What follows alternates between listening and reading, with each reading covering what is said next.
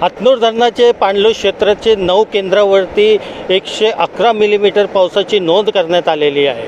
तसेच रानपूर असेल, देडतळाई असेल, अकोला असेल, लखनपूर असेल, या पाणलोट क्षेत्रामध्ये पाण्याची आवक वाढलेली आहे। तसंच धरणाचे नियंत्रण ठेवण्यासाठी धरणाचे 6 दरवाजे उघडून तापी नदी पात्रामध्ये विसर्ग सोडण्यात आलेला आहे। या तापी नदी पात्रामध्ये आपण बघू शकतो जे बंधारे आहेत ते बंधारे ओव्हरफ्लो झालेले आहे आणि याचाच परिणाम पुढे जे या तापी नदीला लागून असलेला शेडगाव बॅरेज, या शेडगाव बॅरेजमध्ये ही तापी नदी पात्राचं पाण्याची वाढ झाल्याने बंधाऱ्याचे शेडगाव बॅरेजचे 3 दरवाजे उघडून 4581 क्युसेक्सने तापी नदी पात्रामध्ये विसर्ग सोडण्यात आलेला आहे।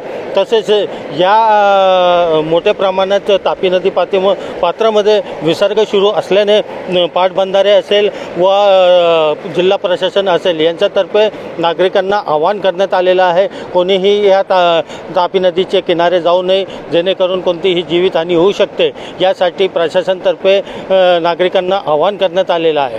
इम्तियाज अहमद, न्यूज 18 लोकमत, भुसावळ।